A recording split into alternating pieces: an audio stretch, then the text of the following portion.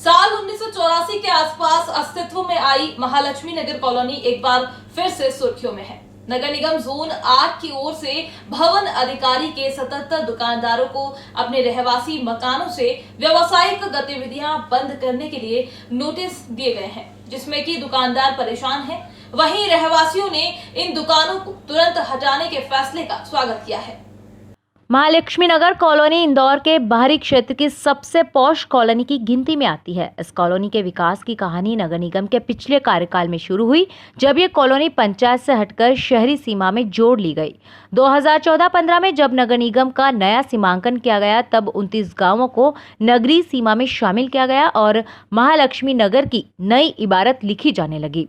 नगरीय निकाय के चुनाव होने के बाद इस कॉलोनी के कुल 7 सेक्टरों में भरपूर विकास हुआ। लोगों का कहना है कि कॉलोनी के कई अधूरे काम जो कॉलोनाइजर ने छोड़ दिए थे, वो नगरीय सीमा में जुड़ने के बाद पूरे हो सके।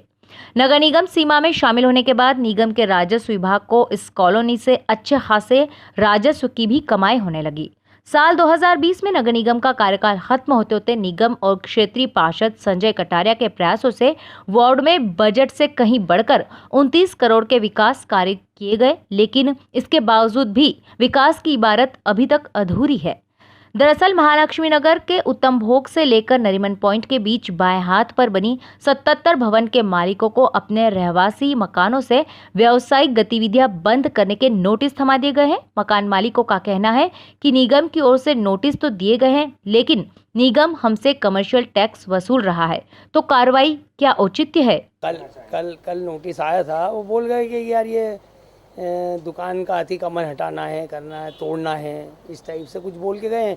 मकान मालिक, हम तो किराएदार हैं और पहले ही कोरोना में व्यापार चल नहीं रहा है, और अब कल दे गए नोटिस कि भैया मकान मालिक को देना। तो बंटी भैया करके हैं मकान मालिक, उनको हमने दे दिया है नोटिस। कहीं भी नहीं, बस वो तो आए और वो साइन करवा ले गए मेरे से, और मेरे को ही कल दे के गए थे नोटिस। वो हाँ होगा नहीं तो यार, अब अगर मान लो ऐसा कुछ होगा तो हमारा पहले ही तो काम धंधा है नहीं और ना कमाई धमाई हो रही है, तो व्यापार की तो 12 बजने ही है ना। वहीं दूसरी ओर नगर निगम की कार्रवाई को महालक्ष्मी नगर और आसपास की कॉलोनियों के रहवासियों ने सही कदम बताते हुए कार्रवाई का स्वागत किया है। महालक्ष्मी नगर के निवासी संदीप जोशी ने कहा है कि महालक्ष्मी नगर के रहवासियों ने कॉलोनी के विकास के लिए लंबे समय से संघर्ष किया है, जिसमें स्थानीय विधायक, पार्षद और रहवासियों का पूरा सहयोग है। हमने सड़क संघर्ष समिति बनाकर 30 मीटर चौड़ी सड़क के लिए संघर्ष किया और अब जाकर सड़क की सौगात मिली है।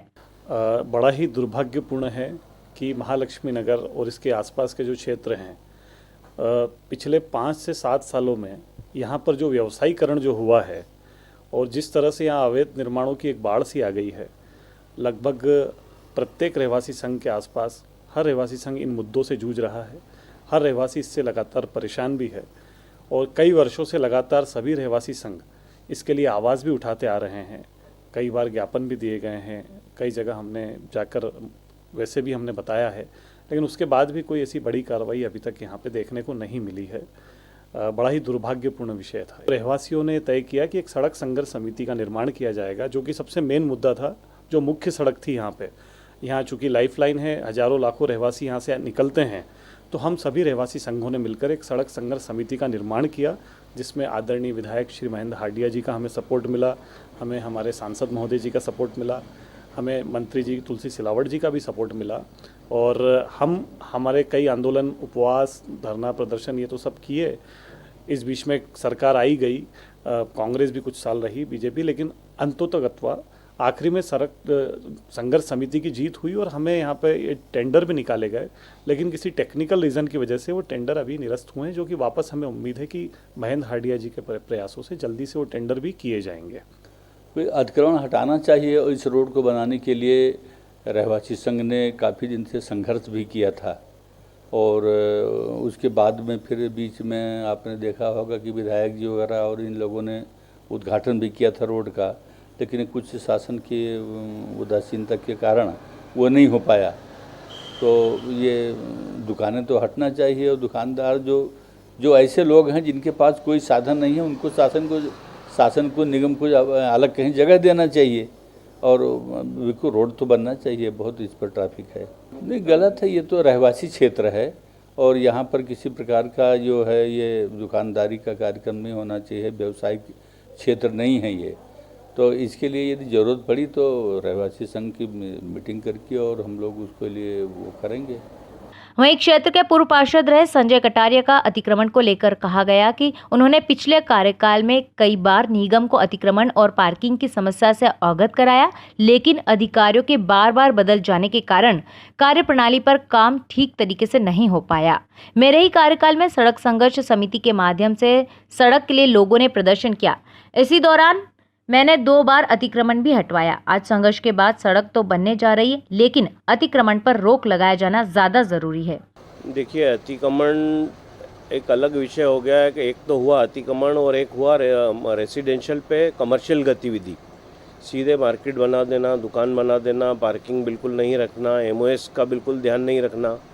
तो यह समस्या वार्ड में समय समय पर जो आई है और जो रहवासी क्षेत्रों ने शिकायत करी है, उससे मैं नगर निगम प्रशासन को, कमिश्नर साहब को या महापौर जी भी परिषद के समय महापौर जी को भी पत्र भेजे हैं और अलग अलग जो वार्ड की प्रमुख कॉलोनियों से शिकायत आती रही है और एक कॉमन पत्र भी भेजा है कुछ कॉलोनियों को लेकर कि यहाँ एमओएस का ध्यान नहीं रखा जा रहा है, पार्किंग का ध्यान नहीं रखा जा रहा है और इस पर अंकुश लगाया जाना चाहिए, इस पर रोक लगना चाहिए, क्योंकि पार्किंग जो है अपना वार्ड का ही नहीं, शहर का भी नहीं, पूरे प्रदेश और देश की समस्या बनता जा रहा है।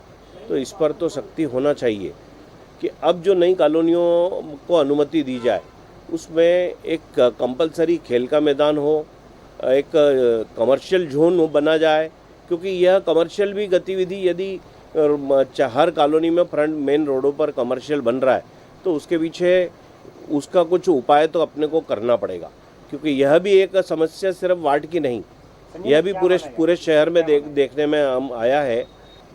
देखिए, निगम में प्रशासनिक अमले ने काम तो किया, लेकिन उस बारी बारी से जो बार बार अधिकारी बदल जाते हैं तो उससे कठिनाई जरूर आती है, लेकिन पूर्णतः उस पर रोक नहीं लगा पाए, यह कमी जरूर रही। जो भी हो, मकान मालिकों को नोटिस जरूर मिल गए। मकान मालिक कमर्शियल टैक्स की रसीद लेकर लड़ाई लड़ने के लिए भी तैयार है, लेकिन इस मलयुद्ध में नुकसान उन किराएदारों का हो रहा है जिन्होंने पॉश कॉलोनी में अपना व्यापार कोरोना के भयानक दौर में भी जारी रखा। एक बार फिर उनके सिर पर बेदखली की तलवार लटक रही है।